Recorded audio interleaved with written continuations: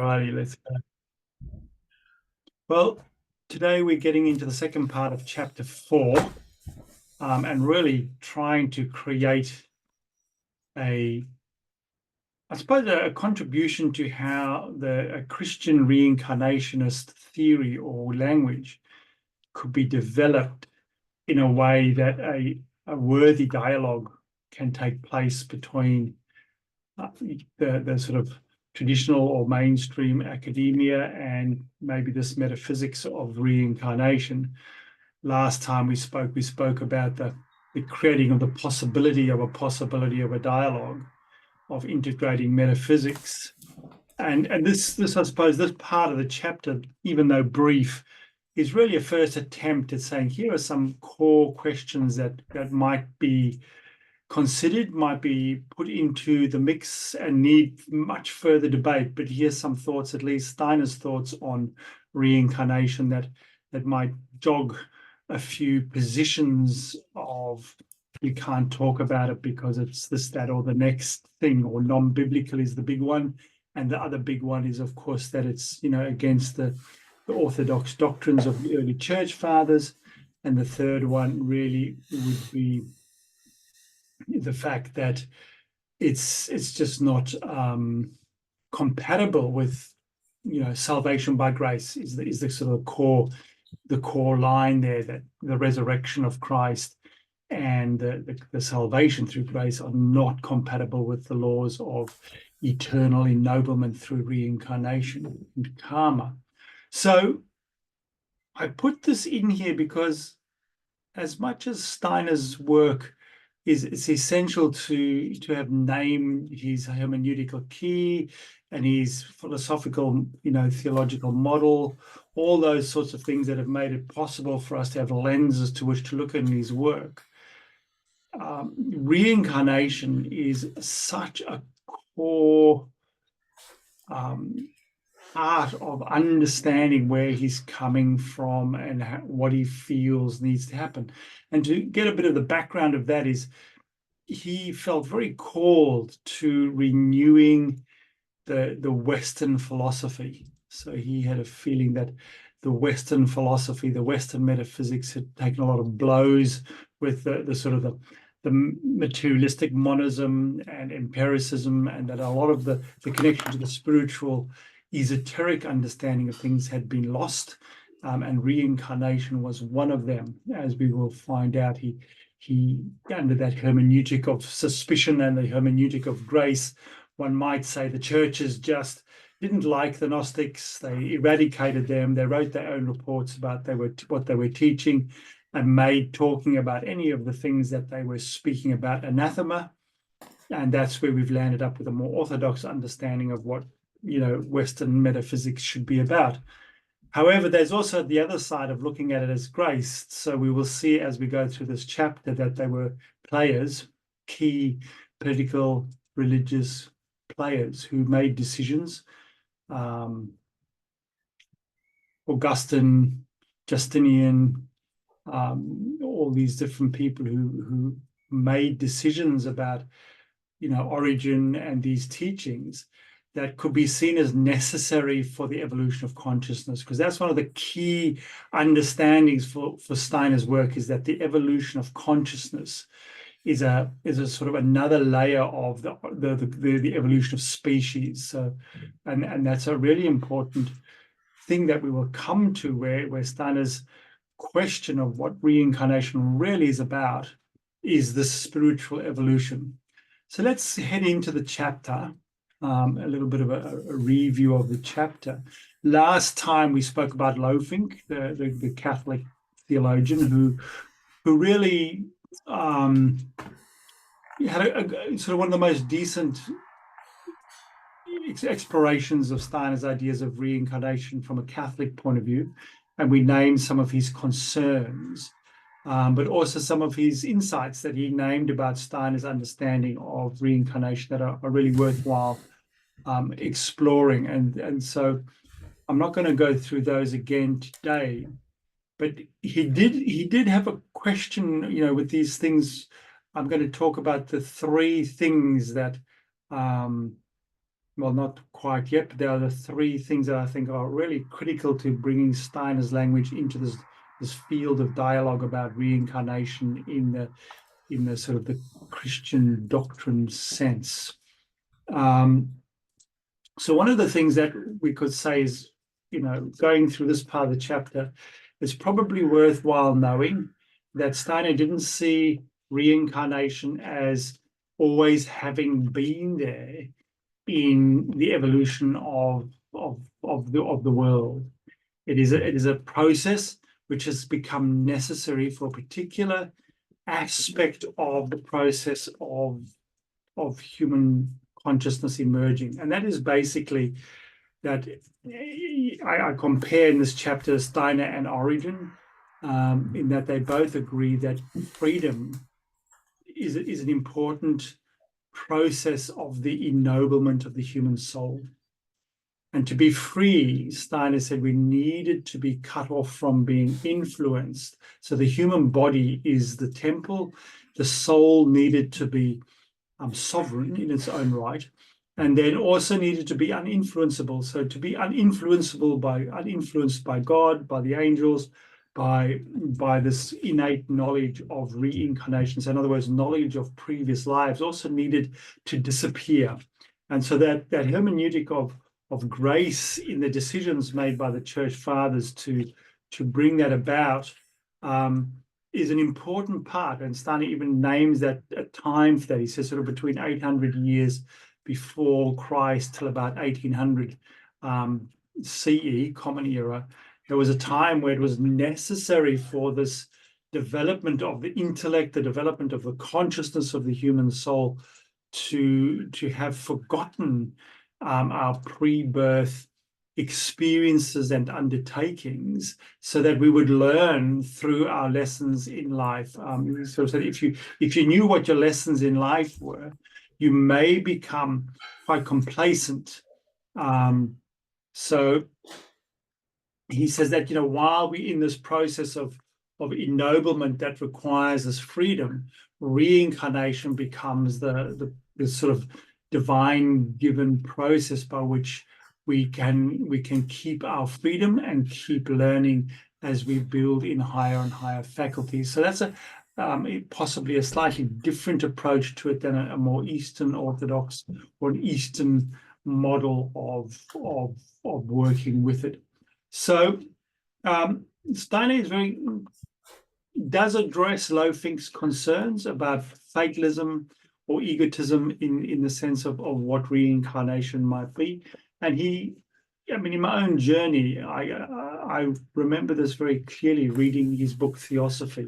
It's one of his sort of 5 core works. And there's a chapter there where he gives an argument, a very powerful argument, I think, that's designed for the Western mind that requires, measurable things. And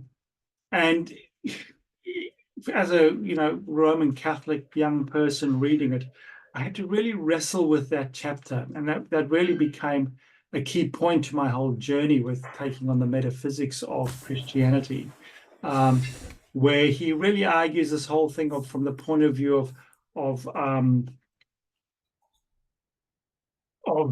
action and reaction, almost like a Newtonian sort of argument towards that. So, and then he also argues that, we to be able to learn, we also have to be incarnated in times that are different each time. We can't just keep coming back to the same historical times. So even the framework for reincarnation would be that when we come back, we need to ensure, or it needs to be that we come back into different cultural settings, so that the forum or the field of experience that we live in adds to our experience of learning and ennoblement, which is he considers that to be our sort of time since the end of the Ice Age, that the ennoblement of the human being through this time of individual experience, which is then based in karma. That is that we need to bring a sort of an experience of karma basically means action. So for every action, we have to meet the reaction. And he changes that a little bit. I don't think I represent that necessarily well enough in the thesis, but it's well worth mentioning that for Steiner, the karma wasn't necessarily about a tit for tat kind of, I've done something bad, so something bad must happen to me. It was more an experience of, in my lifetime, I have an experience, we would call this purgatory in the Christian sense or Catholic sense, or karma loka in the Eastern sense, where I start to experience, actually, you know what, I didn't love well enough. There are many people that I lived with, and I didn't offer all of them the kind of love that might have been. And in the post-death experience, we start to build a desire to love better. And in this way, love Christ as the being who brings a sort of a transformation of love into the world. We can learn to create desire within us to integrate love into the societal world that we find ourselves in. So Loefink also then talks about the reincarnation empties history of its meaning and creates a profoundly inhumane system of compensatory justice. So that's a really interesting statement to make, is that, it can become this sense of, it's an eye for an eye and a tooth for a tooth, and it's a sort of a bit Old Testamentary kind of interpretation of that, where Steiner really tries to put it in the sense of how do we learn to live together more fully in love. And so we sort of go through these things, and that's very much the introduction of the second part of the chapter. But I argue that reincarnation and karma do not negate the Christian tradition of resurrection and redemption by grace, but they are complementary thought systems. So rather than saying one is better than the other and one can't be replaced by the other, I think the dialogue that needs to emerge in that sense of the metaphysics is, how do these two thought systems complement each other? And that really is the question then of, what would be the social implications of including a reincarnationist Christian thought to, redemption by grace. So I think that, in this next part of the chapter, I've called it Elements of a Christian Doctrine of Reincarnation, which is really naming some of the points. I'm going to name 3 principles, which is this law, the law of action and reaction. The second is the spiritual archetype through metamorphosis, which is the evolutionary one. And the third is how Christ has changed our relationship to suffering. Compared to maybe the Buddhist version of reincarnation. These are 3 core explorations that we would need to look at. And as I said, in Theosophy, Steiner really talks about this. I'll just sort of enumerate in a few sentences the essence of that argument, which is, even not only just in the world of physics, but in the world of the soul. For every action, there must be a reaction, equal and opposite reaction, and they seek us out. So in the world of physics, that's immediate, but in the world of the soul and spirit, that can take time. In the sort of more pagan cultures, it's called the law of threefold return. Whatever you do will return to you. It's a well-known principle. But he posits the question is that, imagine you've done something, and the timing for its return to you has not given itself to you before you die. What happens to that return?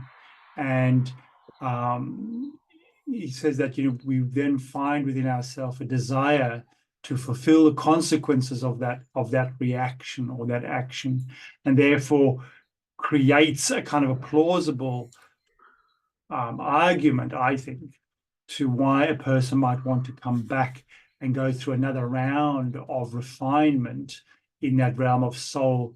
So he says, through an action that the soul has performed, there lives in the soul the energetic predisposition to perform another action that is the fruit of the first action.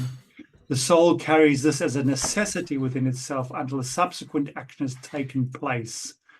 And then it talks about that we seek that out.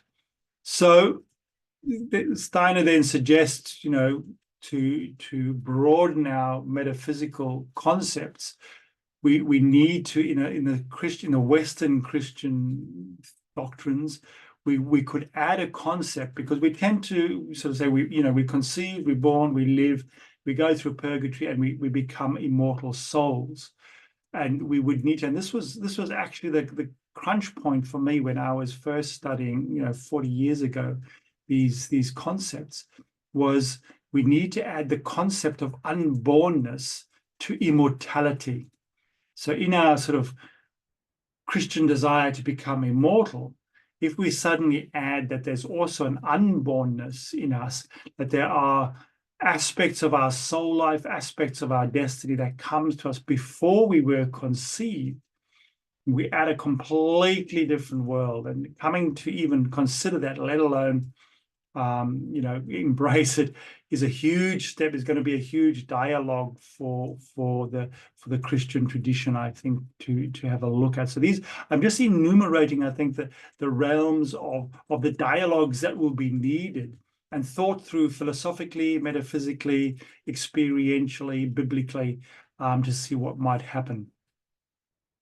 So where do I go from there? So the second idea is that of is this idea of the spiritual archetype. So he continues Goethe's understanding of how things express themselves through metamorphosis. So Goethe was well known for the metamorphosis of the plant. He names the archetypal plant as the leaf, and that every part of the plant is a metamorphosis of the form of the leaf of that particular plant. So, the form from the leaf through the calyx, the seed to the leaf, to the calyx, to the flower, to the fruit, even the roots are a metamorphosis of that particular plant's leaf structure.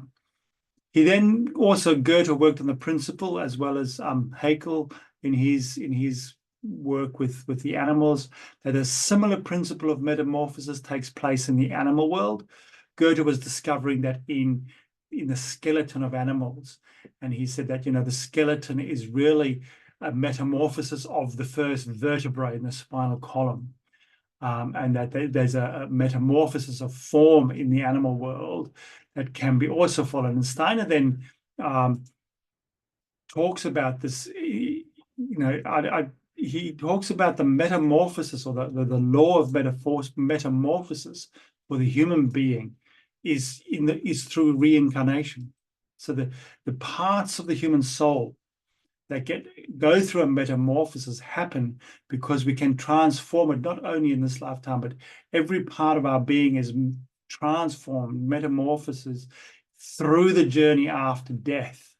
And I sort of expound a little bit as to what that metamorphosis can be. I mean, he talks about the sense of the whole body of this lifetime becomes the head of the next lifetime. And there's obviously a lot of explorational statements like that.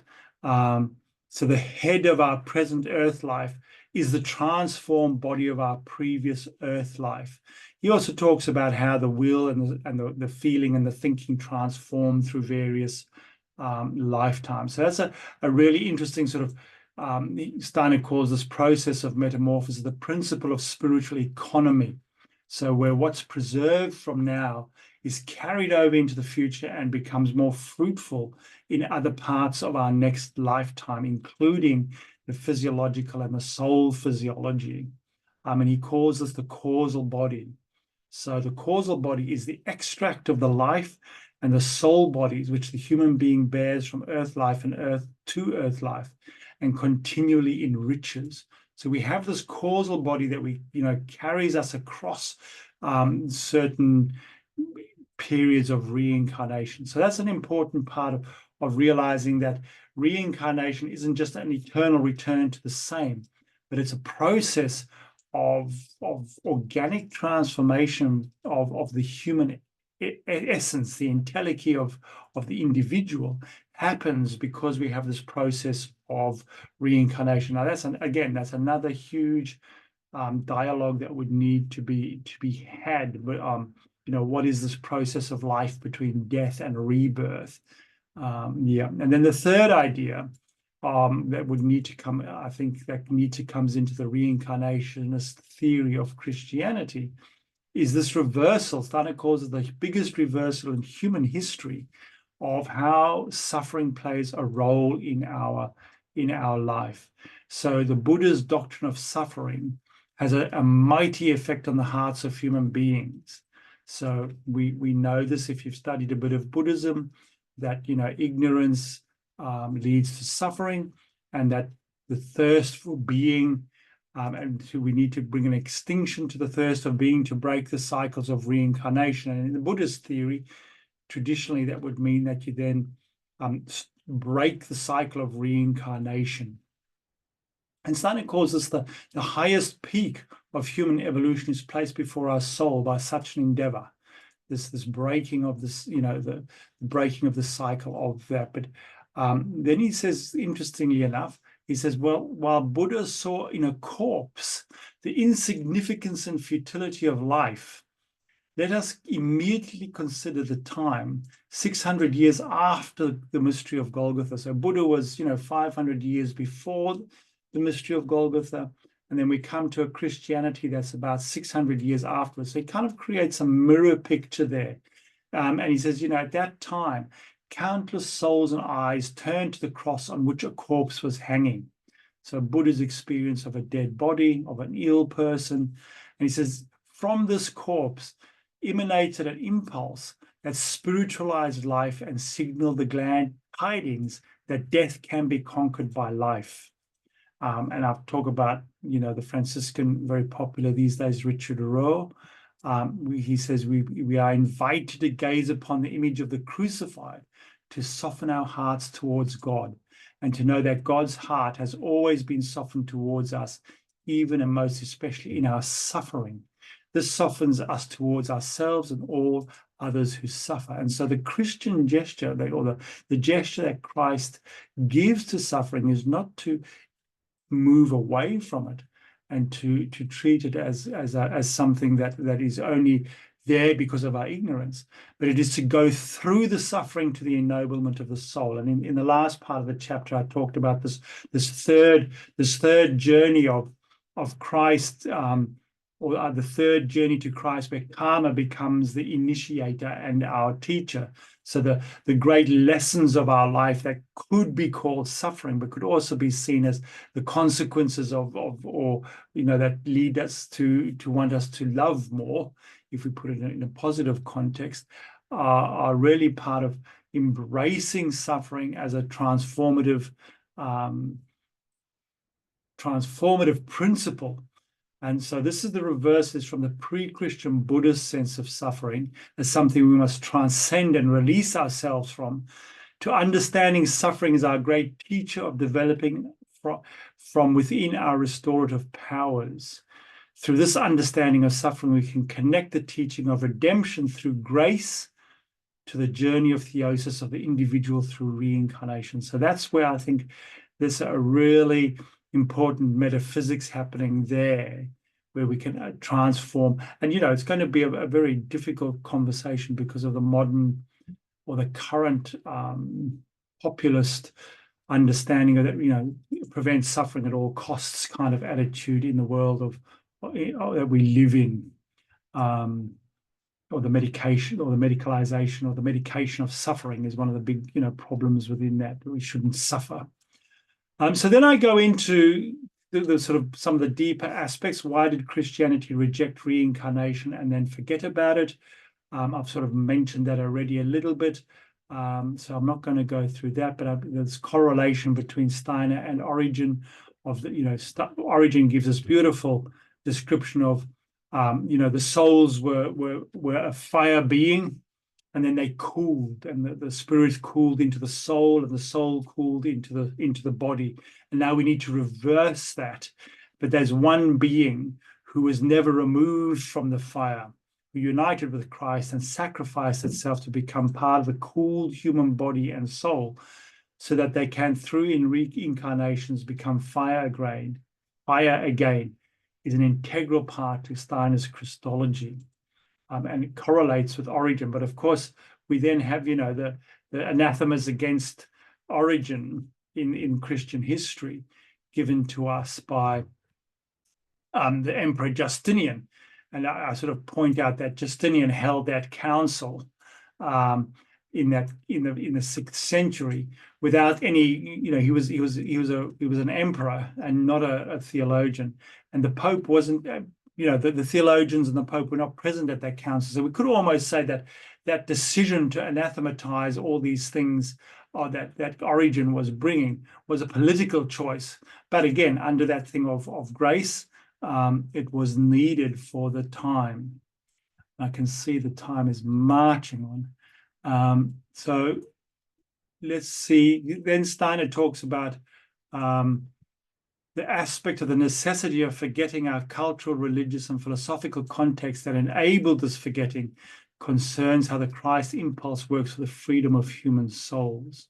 Steiner maintains that our lives would be determined only by former causes if we were subject to the laws of karma and reincarnation alone. And he talks about, this is a really important aspect, again, another huge realm of dialogue that would have to come into a doctrine of reincarnation. But he talks about, how we have this, we are under the laws of causality, but that we have this evolution and involution. So for every evolution, something must involve, something must decay. But through Christ, a new law was brought into evolution, which he calls the law of the creation out of nothing. And he describes that in a very different way to how current Orthodox theology would describe the creation out of nothing. But Steiner describes as a third dynamic that comes to the laws of determination. And this is the important thing about reincarnation. The human being has this, to the laws of inheritance and formation through society, we have the capacity to add something to our souls that wasn't there before. We can create something out of nothing, out of the circumstances of which we actually have inherited. So we can gradually replace all of this with what we absorb from conditions that did not previously exist. And to put it briefly, Steiner brings into his pedagogical and educational principles the 3 principles of goodness, beauty, and truth. So truth for the thinking, the beauty for the feeling aspect, the aesthetical aspect of our being, and goodness for the will aspect. I'm not going to go into that, but I will say naturally, the human capacity to think logically has the possibility of error. To take pleasure in beauty can create ugliness. To embrace duty over and above karma, the possibility of evil. The link between our free creative responses and the given destiny or karma of a situation was given by Christ. The Holy Spirit inspires us when we can create truth, beauty, and goodness. The wise creating word took the inner resolve to enter a human body and participate in the earth's evolution, to enact a deed that did not depend on karma. Christ enacted a free deed and was not compelled by karma. And through this deed, humanity was endowed through spiritual economy with the ability to create something new over and above the given circumstances of their karma. So it's not, it's not that fatalistic, egotistical sense. Of course, that's implicit in it, but it's through the freedom and the moral development, we can actually bring something new about. So I know I'm only taking a long time because I think this is a core area of where we need to understand this principle as Steiner brings it. So 4.2.3, practical implications of including reincarnation in Christian thought would be things like, against loafing or in response to loafing, a plausible and rational understanding of the destinies, of the differences in destiny between people. Why do 2 siblings born to the same family suffer completely different blows to their destiny? Is that just, what is that about? So also the inexplicable, why does God let such suffering happen? Question changes and gives individuals agency in their journey to fulfill the grace of redemption offered through Jesus Christ. So these possibilities reflect Steiner's ideas that destiny, The joys and sorrows of life are our greatest teachers. How we carry our pain and suffering could become a contemporary expression of the medieval ascetic practices of renunciation and mortification of the flesh. Rather than imposing ascetic practices upon themselves, people would be led to feel that the way they carry their destiny with dignity, hope, and a sense of purpose reveals how their earthly life contributes to the evolution of consciousness. So those would be some of the contributions. And then a final part, which people might think is the most important part, but is any of this reflected in the language? And again, under that understanding that Steiner suggested that it's not explicit in the Bible, because that time came where humanity needed to have forgotten directly the knowledge of reincarnation, not just the teaching, but the actual experiential knowledge of that. And therefore, we're using the scriptures. Is there a methodology by which we can unpack the scriptures? Again, I go to Origin here, where Origin asks us to, beyond the literal gospels, there is a gospel behind those, behind the pages. There's another spiritual or eternal gospel where we need to find a way to read it. And that's where Steiner's methodology can help us, of really looking at, and I sort of name that slightly differently in this chapter, as a compositional narrative. I've written a paper on that as well. But where we find the composition of the various narratives gives us a deeper insight into the texts, and we can start to see, for example, if we ponder these things of Christ at work in the human being from Steiner's methodology, and ask these compositional questions. There's only a few places that might be alluding to reincarnation. One is, of course, where John is asked if he's Elijah come again. And everyone says, well, he says no, therefore it's not a reincarnation question. But what else might be at work there? And it's not, it's not about, this method would not be. So listening to the context of the narrative reveals an expectation in Jewish thinking at the time of Christ that Elijah would return.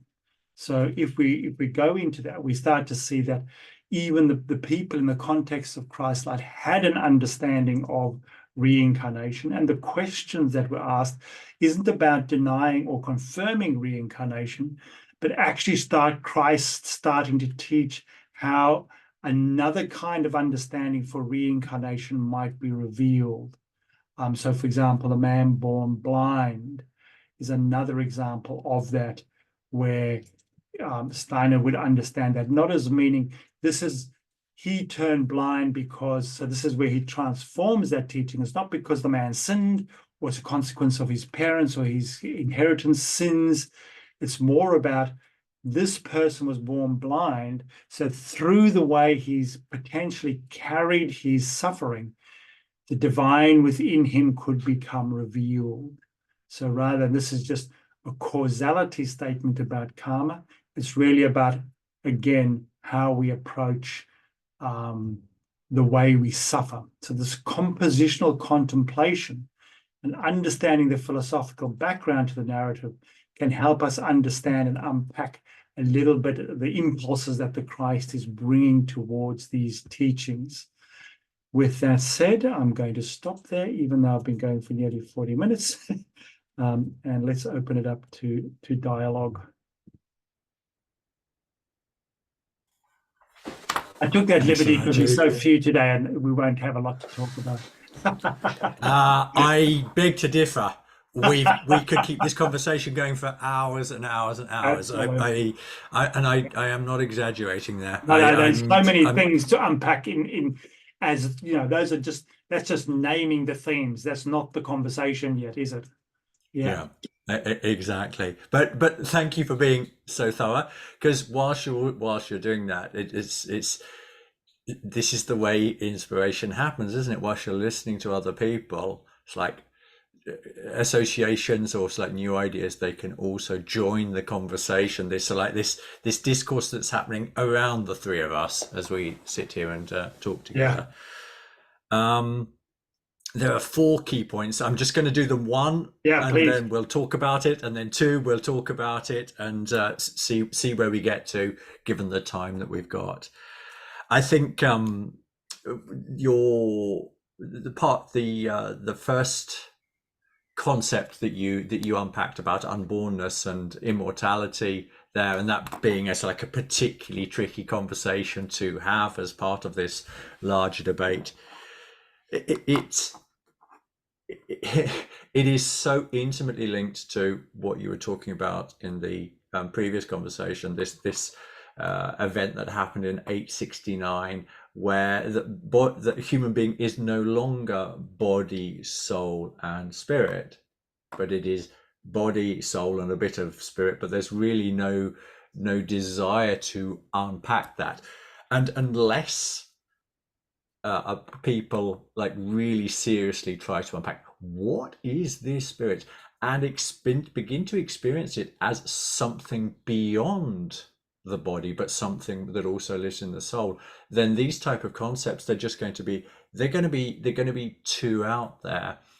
Yeah. And so part of one of the questions that could be, if we're like directing this specifically to the Catholic Church, but but it is also far more general than that, is that to what extent is are theologians looking to develop this idea of spirit which goes beyond the mere soul? To what extent are spiritual practices being engaged in to actually promote that? Because if as a spiritual practice, we can theorize about the spirit, but Yeah. it's when we actually start engaging in practice that it becomes experiential, in a way similar to like how, for example, it's like the mystics of the Middle Ages, like try to tackle that problem. So I get a real sense of the sort of the largeness of the problem. If people don't even have the words, or they have the words but they are just empty concepts to talk about the spirit, then the rest of the conversation becomes practically impossible, because it's Absolutely. arguing about words rather Yeah. than out of experience. Yeah. uh, If I might make a comment on that, because what goes with that 869 decision of the dual nature is that I grew up, in a Christian context, and we were taught, your soul comes into existence at conception, which in Steiner's language is absolutely correct. However, it's lost that connection to the eternal spirit. And therefore, in Steiner's sort of reading of Western philosophy, is that thought has then imbued mainstream philosophy, science. I mean, that's, where that thinking has now become so embedded that, we just really come into existence for this one lifetime. And we even losing the doorway to immortality, let alone reconnecting to what was there in our unbornness. So it's a very deep conversation to try and crack at. yeah. And in many ways, And maybe that's the core place to begin the conversation in the dialogue is, what do you think about this? I mean, we could go to Paul, where he gives us the answers in Paul, where he talks about the psychic body and the spirit body, the soul body, and he actually talks about, there's a threefold metaphysics in Paul, but it's largely been, as you say, ignored. mm, mm. And are there voices out there? It's like in these for these new theologians who are trying to broach that huge subject, or does it still remain like almost an anathema? Look, I don't know. I don't know enough theologians. I don't, No. Nicola would probably be better off to say how much shift there is in that. But I think it's, she said it'll be a few hundred years of dialogue. I mean, that's what I loved about the rabbinical theology. the Jewish theologians are all about narrative theology, and they never decided on anything unless 300 years of debate had been, held. So and so says this and Moses says that, but what do you say? Yeah, that's the kind of debate that we're needing, and slowly allowing people, through the science, through the noetic sciences, these, undeniable, as Nicholas said, these unbelievable stories that are so convincing, really slowly say yes, because the change isn't going to come intellectually, it's going to come experientially first. So I mean, Craig, you sort of have a story there about, reading all the stuff and learning the stuff and somewhere going, I have no idea, but I know it. How do you express it? Yeah, almost like a remembering is probably the best way.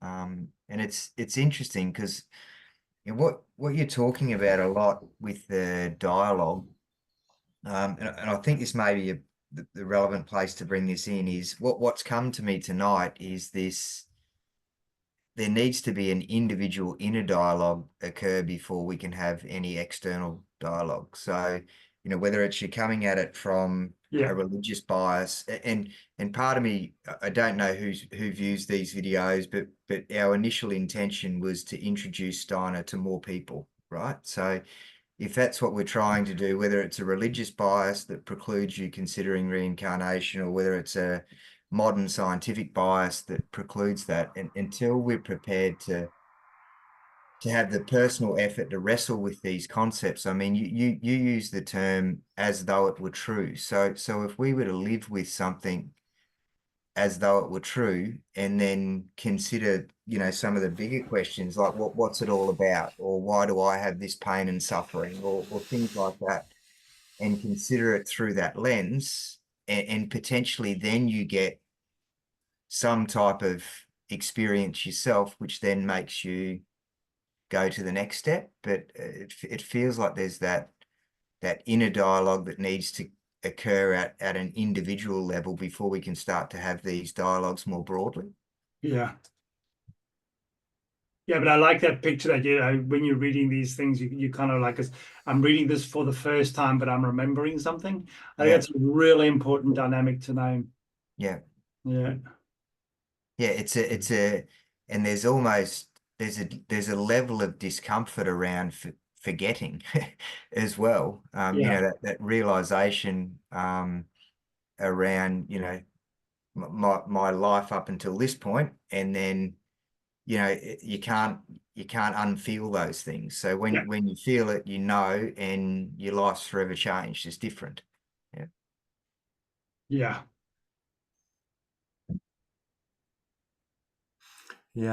was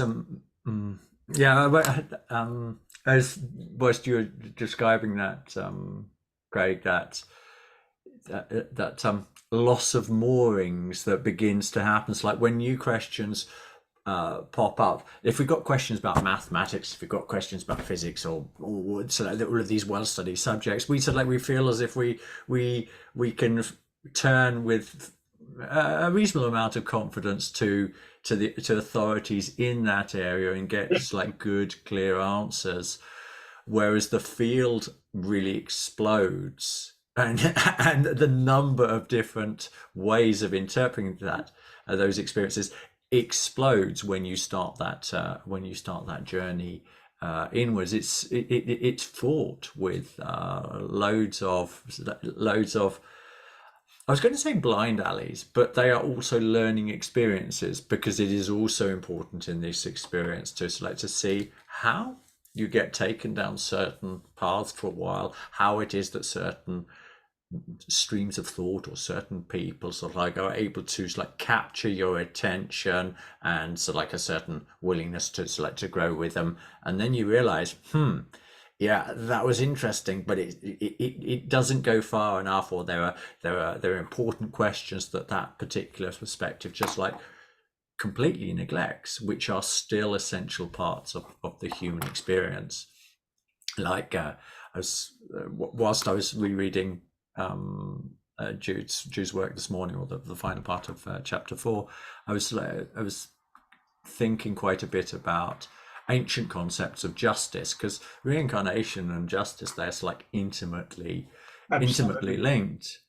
Yeah. And so you got the ancient Greeks with their Erinyes, or what we often call the Furies. These were dispensers of vengeance for ill deeds. And whilst I was playing with that idea and how Aeschylus transforms them into the Eumenides, the kindly ones, this evolution of conscious, like an inner battle, instead of like being punished from the outside world, it's like it's my conscience punishes me when I do something wrong. Are we already actually seeing things in society that are also reflecting this Christ as the Lord of karma, which is where it's like an individual takes responsibility for his, her, its, it's like own individual development. And I hadn't thought about it in these terms before, but it's like a fairly recent development, as in like the last few decades, to the best of my knowledge, is this concept of like meeting the victim after crimes. So, and this meeting of the victim, if there is general contrition and you genuinely regret what you've said, then there will be a desire for the perpetrator of that ill deed to like say, with all my heart, I genuinely am sorry for what I did, and I would like to try to recompense. But that type of justice can be compelled. The state can force you to do it, and there is no genuine heart there. It has zero value. In actual fact, I would argue it has the opposite effect. It's like it consolidates. It's like the hatred between there. And this is sort of like an old form of justice. It's like, which is where it's like greater powers have to insist on justice in the world to bring about social harmony, and that is what will be valid for certain people. But then individuals who genuinely are contrite, they are going to, within themselves is born the desire to make good what they did bad. But that brings, for me, brings it back to that principle of the creation out of nothing, because I think that thing of restorative justice and that victim statement thing is a really important melting pot of this sense of justice versus karma, because in the sense of people seeking the justice, often even though a punishment is meted out, they don't feel justice has been served, and they spend the rest of their life. I mean, you see these cases where people are going to be released after they do punishment, and they're lobbying to, not release the person because they might not have changed or whatever. And so, what are the kind of qualities that we need to, what Steiner uses the word should. I hate, I don't hate, but the word should is a difficult word, because there are certain qualities in the human soul that we desire idealistically that should be present in society, like mercy and forgiveness and peace, which are not yet there. And the thing of, that suffering has a possibility of being a teacher. These are all missing parts in human society at this point. And I think the slow evolution of the justice system to bring these things out requires a certain amount of philosophical shift in that respect to, I might not see justice, but I know that this person's on a journey and my suffering, etc., etc. So I think there's a huge moral melting pot there. I think he's going to use the word moral, but it's certainly a sense of ethical ennoblement that is still emerging through our journey. And this is, the point of reincarnation is that these aspects of the human soul that will govern society need to mature over long periods of time. And reincarnation and this aspect of suffering, all these things we've been talking about are really the sort of the catalysts for that process. But we still very caught up in the old ways. Where do we bring those old ways into conversation? In that whole sense of a person hearing a victim statement and then the person saying, okay, I will show you mercy. Huge step. Anyway, that's sort of, I think these are all the sort of, for me, these are the kind of possibilities by bringing reincarnationist theory into Western philosophy again.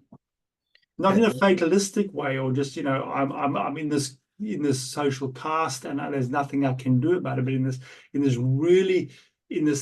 real sense of using our human soul to create something new out of nothing. Something that wasn't there before becomes possible because someone takes that step. I find that exciting. Yeah, I was just going to say that's exactly the point I was trying to make before around you holding it as though it was true, right? So if you can, even if you don't believe in reincarnation or Steiner's version of it, if you were to hold it as though it was true and then wrestle with these concepts, practical concepts in the world like justice and like, pain or suffering, and just see what comes up for the individual. Like it'd be quite interesting to see what would emerge individually for people. Absolutely. Even that question of live with the idea that suffering is there to teach you as true could be huge for some people. I mean, I can think of people that I know who would find that so confronting because they have so much to suffer. And I don't. You telling me that you seem to have such an easy life and I'm the one suffering and you trying to tell me la la la. Yeah. Hot. Hot. Yeah. Second point. We're not getting very far, but that doesn't matter. It's the conversation that's important. The second point, when you were talking about metamorphosis, I think this is one of those areas where already it becomes more clear how modern society and modern concepts are already leaning into this, because what is metamorphosis? It is basically the concept of evolution. Yeah. It's in a different guise. It's extending a concept that people are already familiar with. So if we say spirit is sort of like it's too far out there, but with metamorphosis, once we begin to directly link it into this idea of evolution, which people have basically they've swallowed. So like the authorities have told them it's so, and they have sort of like there isn't this visceral antipathy to the idea. There might be in certain fundamental circles, but genuinely it's recognized because there's copious amounts of evidence that evolution does happen, and it's everywhere. So why wouldn't it also exist in the human species level, but not just in terms in the of human species, the bodily, but also in the soul, spiritual, in the inner life. Sorry, I'd like to finish off that thought first, because this is what Lothink was one of the errors from my perspective that he makes is he's using, rather than having a fully developed concept of what reincarnation and karma is, it's this his is this what was the term that you use, is retributive justice. That wasn't the word punitive, you used. that wasn't the actual term, but let's say punitive would be restorative justice. Restorative justice, that was the term. But there's another concept which is easily brought into karma reincarnation, which also needs to be unpacked, and this is the more the Nietzschean version of the eternal return of the same, and that's a perversion of this concept. And if people take that to be the concept, then also there are obstacles in the way of a recognition in to what extent this is true. But that particular, the eternal return reverses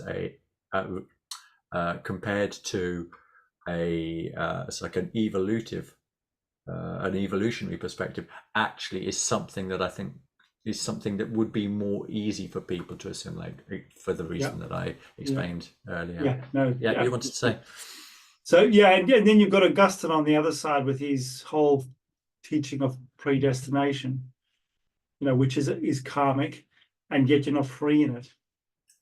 So there are these half-truths that get put in history that keep us a little bit away from that. And there's that with the Nietzschean kind of thing, I think we do face, while I see, you're quite correct in an emergence of, I think the evolutionary doorway is the one to go through, because sociologically and emotionally, people are, this is a generalization, but there's a popular kind of approach that, the leopard doesn't change its stripes or its spots, sorry, in that, if a politician did something when they were 20 in a pub, they're obviously not worthy to be a politician. So they dig up the muck from when they were a child and hold them accountable to that as if they can't metamorphose. And so we've got all these kind of blocks in the way of really entering into that thing, and then taking it one step further. I think I think that's really true to go, yes, I can experience that metamorphosis in my own life. I'm no longer the person I was when I was 15. And then to say, and then what happens once I go into the spiritual world? What is that? And I think that's the radical step that Steiner makes, is that the full metamorphosis only happens after death. It's not only in the sociological and the psychological part of our life, which is the sort of the beginning field, but there's this other powerful metamorphosis that can take place. Would be then maybe a journey people could go to, rather than going backwards to the eternal spirit, actually looking forward. I get what you're trying to. I think I get what you're saying there. I've got a very specific question about when you. Let's just make sure I'm in the right place here. When you're talking about Edward Ray, is it Ray Smith? Is it pronounced like that? Do you know? Edward Rouse. Rouse Smith, Emma Rouse Smith. I was a little bit intrigued that you brought up this Elijah come again, but not Matthew 11. Only from the perspective, Matthew 11 is basically where Matthew 11, 14 to 18, where they're asking Christ about, is Elijah? And he says, basically, he is. I am telling you he is. That's and true. Those who have ears to hear may hear. And that's a very interesting part of scripture, because it directly refutes those people who are saying, John is saying, I am not himself. And was there a specific reason for not all adding that into your thesis? Was my question. If I'm sort of, it's word count. Okay. And just oversight, pure oversight. Because you're absolutely correct that should be in that chapter. I mean, this chapter is probably the most fraught chapter in the whole thesis, because it's supposedly a chapter that applies the methods to the Bible, and I don't quite get there. So that small section at the sort of end part of the thing, that's supposedly an exploration into the Bible through the method, is very insufficient and requires its own book. So that's a justified comment to say that definitely should have been in there. And one more question, so like on that area as well. If not coming from it's like a traditionally religious background, my parents were atheists. So I have I don't have the same level of insight into like the conversations that I had around this, but I get the impression, for example, that the parable of the talents is very tricky for Christians to interpret. But what is really interesting is that it's like once you have a firm grasp on the concept of reincarnation and karma, it's sort of like, there you go. Yeah, absolutely. And it's even the name of the money, the talents. I think that was my intention with this chapter, was of all the themes that we need to unpack and get our head around. Once you've come to an acceptance of reincarnation, not just even as a possibility, but actually, you know what? This really makes sense. Everything else gets unpacked differently, and you could call that then a metaphysical bias. And in that sense, we can get lazy and go, reincarnation exists. I just read everything out. But I think that was Loefink was a bit wary about. Mm-hmm. But you could say that about materialism or whatever. But yeah, I do think this is a real, it's the fourth chapter, it's the middle of this thesis. And I think it really is a crunch point in being able to approach the next part of the thesis, to actually at least consider it as if possible, if not going, wow, this is starting to make sense. Yeah. So do you want like to at least tell us the next two questions? Because I know we're at about the hour. If we can pack them in 5 minutes. It's more, it's like opening up for conversation. I was particularly intrigued as this. You touched on it briefly, the importance of this new relationship to suffering, that it's sort of like such an essential part of this, that it's not suffering for suffering's sake. It's fundamentally changing our relationship to, rather than I am the victim, and you're also picking up on this vibe in conversation. There's this there is a victim mentality in the world, and this is also like deeply problematic, because it's once we really understand how Christ is intimately related to our own salvation in the overcoming of suffering, and it's not getting rid of suffering from the world, it is reinterpreting our own experience. Because let's think of running a marathon. That's the definition of suffering. No, it isn't. Look at all those mad people that just like do it for fun. There is nothing in the world that inherently means it's like I have to suffer here. Everything is like how I, as an individual, interpret it. And once I begin to take greater responsibility for the interpretation I am giving to something, then I am already opening the door to reinterpreting what I thought was obviously pure evil, obviously pure suffering, obviously pure whatever. It becomes a lot more nuanced, and I regain the agency that you were talking about there, this central concept. I have agency. I'm not a pawn in a game. I'm not pushed around by God and as like forces here. No. I'm intimately related with that, and that was also something that grows out of this concept of reincarnation. Yeah. Absolutely. And as you talk, just sparked a sort of a spin-off of that, is that there is the justified comment, and this is part of Steiner's understanding that not everything that happens to us is karmic.